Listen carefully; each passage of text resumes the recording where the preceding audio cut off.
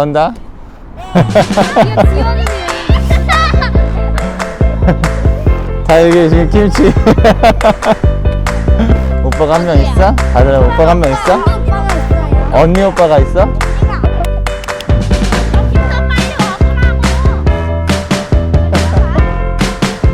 어디 갈 거야? 어? 마이크 쿠팡. 쿠팡 알아? 그래. 잘 가. 안녕. 여러분 안녕하세요. 오늘 날씨가 너무 좋아서 밖에서 이제 촬영을 하게 됐어요. 방금 우리 이 동네 주민들 보셨나요? 아, 전도사님이 여기 뭐 아파트에 산다 그러니까 본인들도 옆에서 산다 그러면서 와서 같이 인사를 해줬어요. 아, 오늘 날씨가 좋고 또 친구들을 만나니까 기분이 좋네요. 지금 저 옆에 또 가고 있네. 잘 가. 안녕. 안녕. 자, 오늘 그리스도를 본받아 3월 19일 그리스도를 본받아 진행합니다. 오늘 우리가 함께 읽을 본문을 전도사님이 같이 읽을게요. 오직 예수님만을 사랑하고 예수님을 인하여 모든 사람을 사랑하십시오.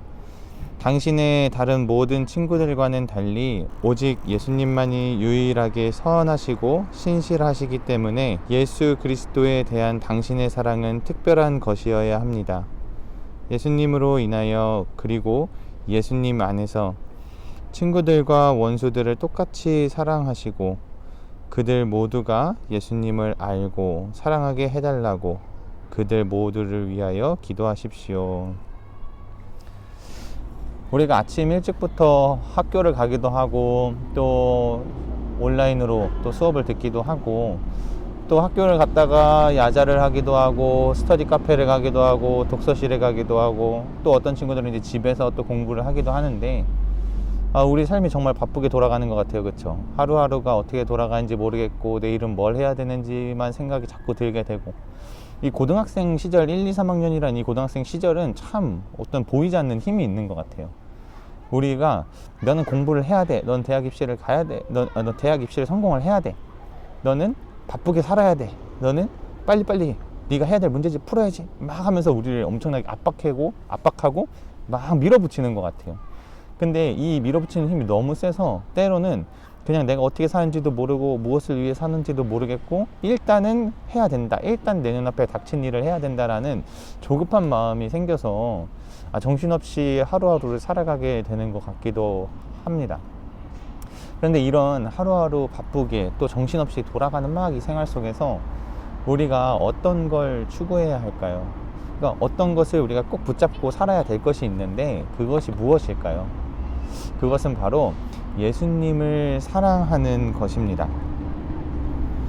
예수님과 또 특별히 친해지는 것입니다. 예수님을 사랑하고 예수님과 친해지는 것. 이것이 우리가 이 바쁜 생활 속에서 잡아야 할 정말 중요한 것입니다. 또 오늘 특별히 예수님을 사랑하는 것에 대해 잠깐 나눌 텐데 전도사님은 이 문장을 읽다가 이 한 문단을 읽다가 가장 많이 좀 와닿았던 부분이 있었어요. 그게 뭐였냐면은 다른 모든 친구들과 달리 오직 예수님만 유일하게 아무런 악의 없이 선하시고 항상 동일하시고 신실하시기 때문에 라는 이 문장이었어요. 전도사님은 배신을 당해보기도 하고 친했던 친구들이 어느덧 멀어지기도 하고 또 1학년 때 친했던 친구들이 3학년 때는 인사도 안 하고 뭐 이렇게 서먹서먹하게 변한 경험도 있었고 또 전도사님은 일주일마다 자리를 바꾸는 때가 있었어요. 맨날 자리를 바꾸는 때가 있었는데 한 번은 이렇게 첫 번째 딱 맨 앞자리에 앉아서 공부하겠다고 딱 앉았는데 다른 친구가 전도사님 책을 막 치운 거예요. 그래서 야, 너 내 책 왜 치우냐? 막 이러면서 싸우게 된 적이 있었어요. 이렇게 어떤 때는 전도사님한테 막 친하게 하고 막 같이 축구도 하고 놀던 친구가 어느 날 본인 욕심을 부려서 전도사님 책을 막 치우고 싸우게 되고 막 이렇게 되는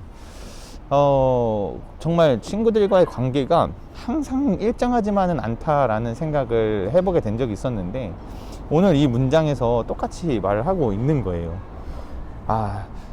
오늘 이 문장에서 똑같이 다른 모든 친구들과 같이 오직 예수님만 유일하게 나한테 신실하시다라는 이 문장이 정말 그렇다. 왜냐하면은 전사님이 중학교에서 고등학교 올라가는 그때 예수님을 인격적으로 만나게 됐는데, 그때부터 지금까지 몇십 년이 지난 이때까지도 하나님은 동일하게 나를 사랑하고 계시다라는 것을 선생님이 많이 느끼기 때문이에요.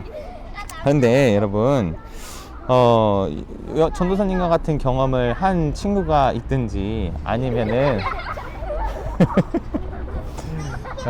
전도사님하고 비슷한 경험을 했든지 그렇지 않든지 간에 정말로 중요한 것은 뭐냐면은 예수님께서는 항상 동일하시다는 거죠. 예수님께서는 일반 친구들, 그냥 우리가 맺고 있는 모든 친구들과는 관계가 우리가 맺고 있는 모든 친구들과는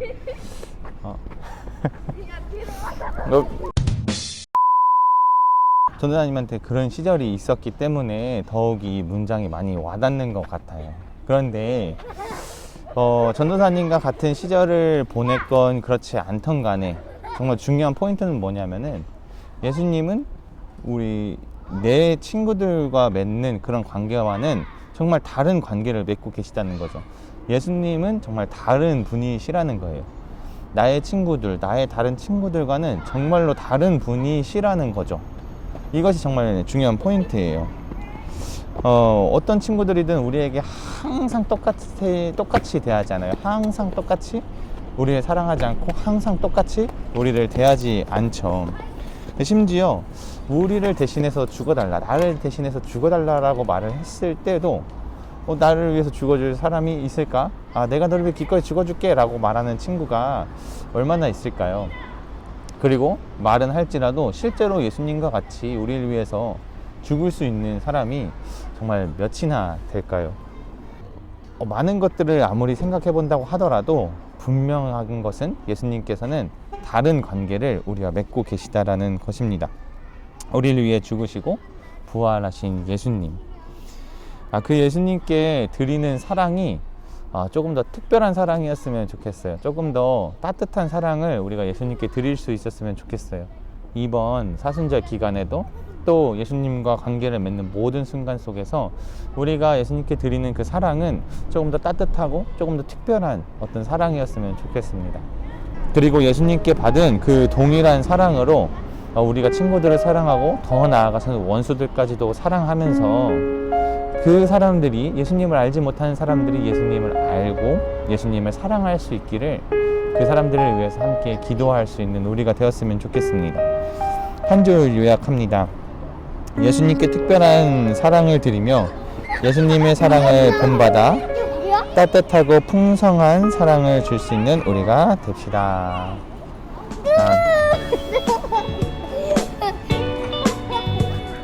자, 우리가 이렇게 예수님께 드리는 사랑이 좀 더 특별하게 따뜻한 사랑이었으면 좋겠고, 또한 그 예수님께 받은 아름답고 또 따뜻한 사랑으로 우리가 다른 사람들을 섬겨나가고 기도할 수 있는 그런 날들이었으면 좋겠습니다. 그러면 안녕.